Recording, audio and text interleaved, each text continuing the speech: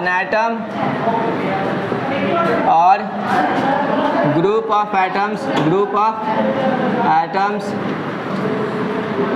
which have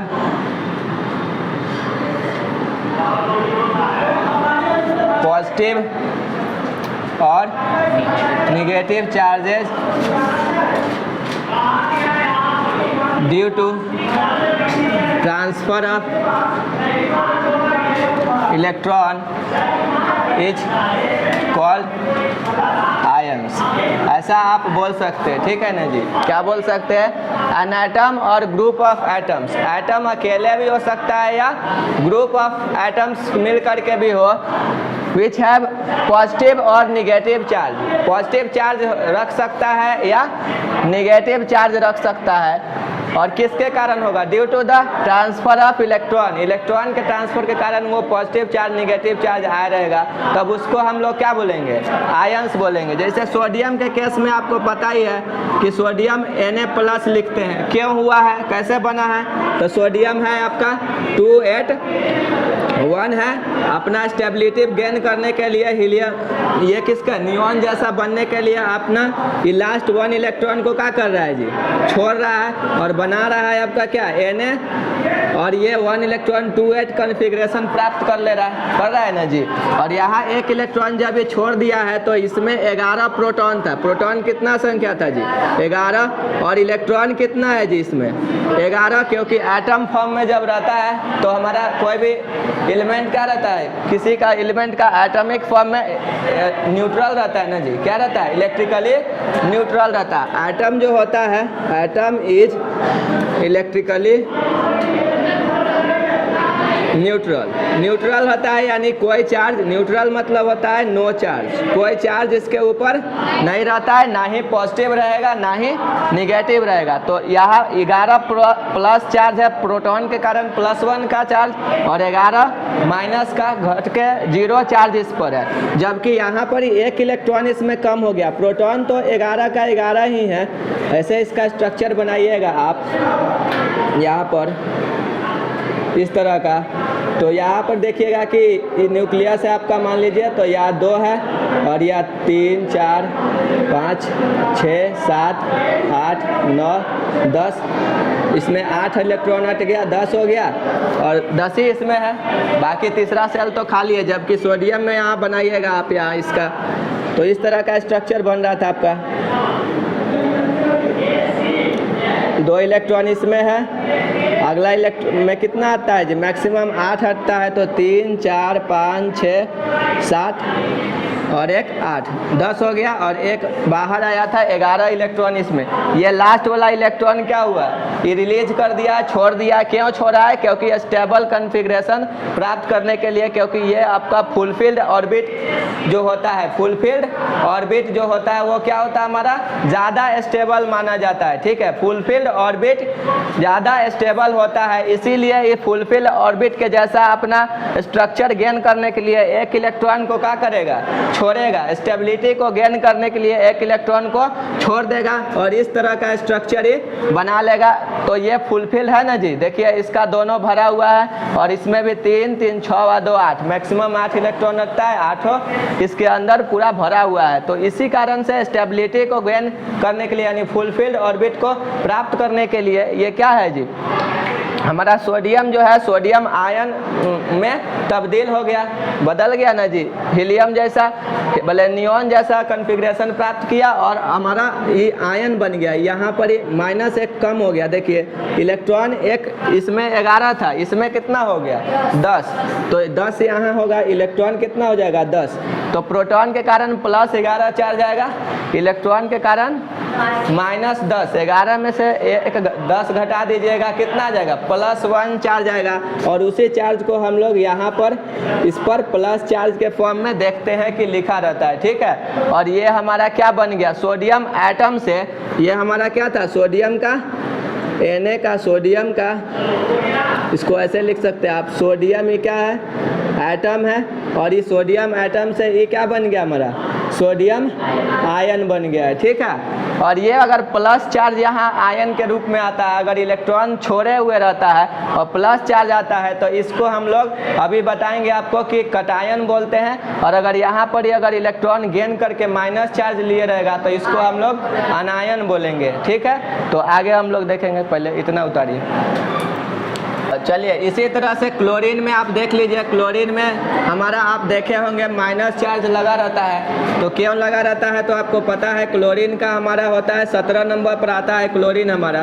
तो इसका electronic configuration 2, पहला में 2 इलेक्ट्रॉन आता है, फिर 8 और फिर 7। इस 7 इलेक्ट्रॉन को तो छोड़ नहीं सकता है, लेकिन 1 इलेक्ट्रॉन गेन जरूर कर सकता है। तो वही 1 इलेक्ट्रॉन गेन करेगा और क्या बना ले लेगा, क्लोरीन पर यहाँ इस इलेक्ट्रॉन के कारण, क्योंकि इसमें हमारा प्रोटॉन कितना होगा, क्लोरीन का नंबर एटॉमिक नंबर 17 है, तो प्रोटॉन बराबर एटॉमिक नंबर के बराबर ही तो प्रोटॉन होता है। क्योंकि एटॉमिक नंबर किसको कहते हैं, number of protons in an atom is called atomic number. तो कोई भी एटम के अंदर जो प्रोटॉन का संख्या रहता है उसी से उसका एटॉमिक नंबर डिसाइड होता है। क्लोरीन का 17 है, यानी प्रोटॉन इसमें कितना होगा, 17। और एटम अगर सिंपल फॉर्म में रहता है तो न्यूट्रल करने के लिए जितना प्रोटॉन रहता है उतना ही क्या रहता है जी, इलेक्ट्रॉन रहेगा। तो 17 इसमें इलेक्ट्रॉन भी रहेगा। ठीक है, लेकिन यहाँ पर ही 1 इलेक्ट्रॉन और ऐड हुआ है, तो यहाँ पर ही हम लोग देखेंगे कि 1 इलेक्ट्रॉन ऐड होने के कारण यहाँ 2 8 है और 7 1 इलेक्ट्रॉन ऐड करने के कारण 8 बन गया, यानी आर्गन जैसा ही क्या बना लिया, कन्फिग्रेशन आर्गन 18 पर आता है ना जी, इसका 2 8 8 कन्फिग्रेशन होता है। इस तरह का कन्फिग्रेशन ये ऑक्टेट फुलफिल टाइप का प्राप्त कर लिया।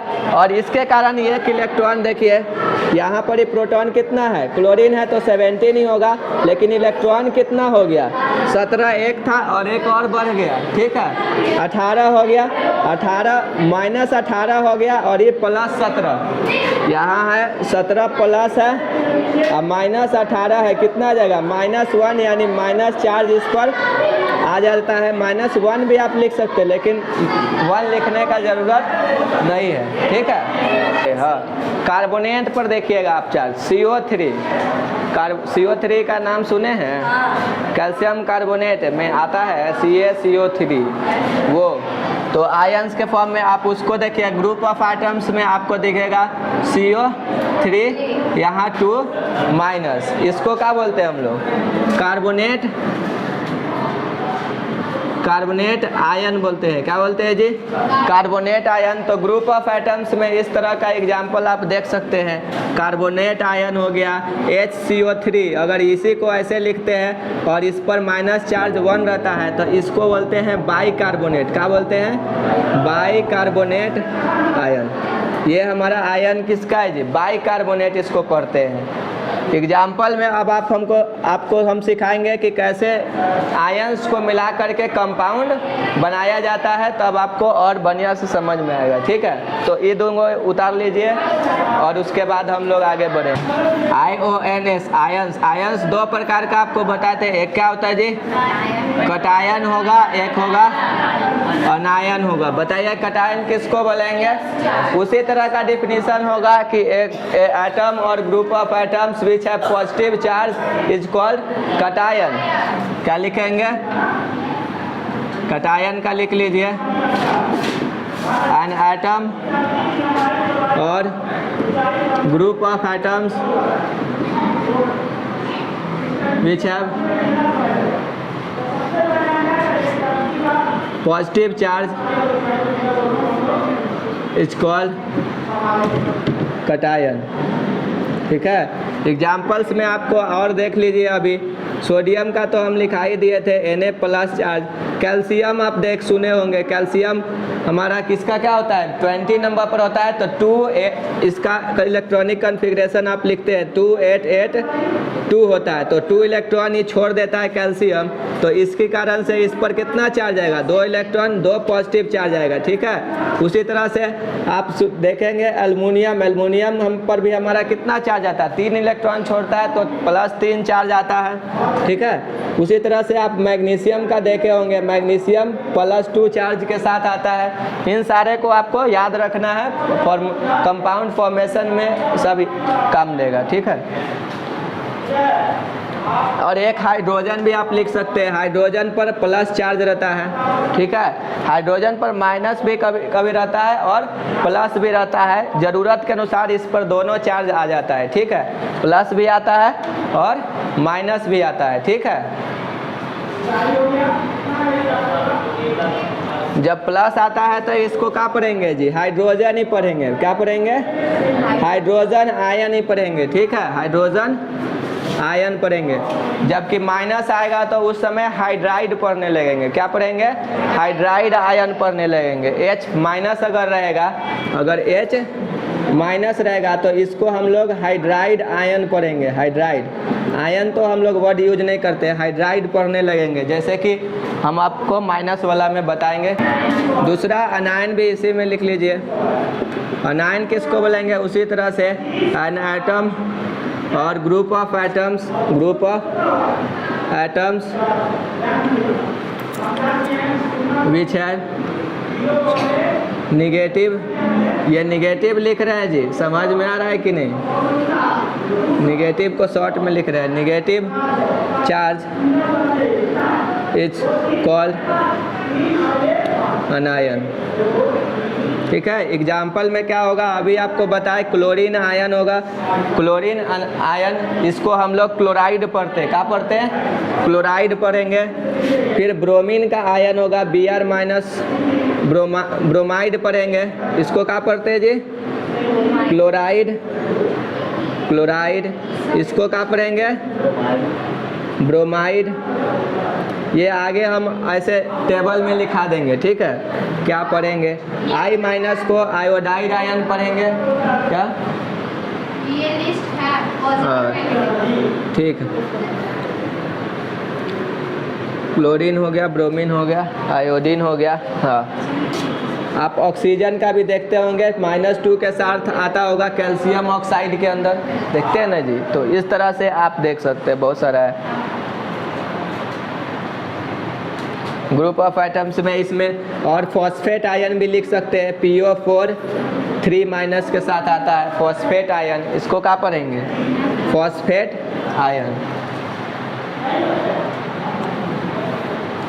इसको क्या पढ़ेंगे, ऑक्साइड आयन, ठीक है। ऑक्साइड है, लिख दे क्या, ऑक्साइड है। और ये क्या है, फॉस्फेट है। और ये आयोडाइड।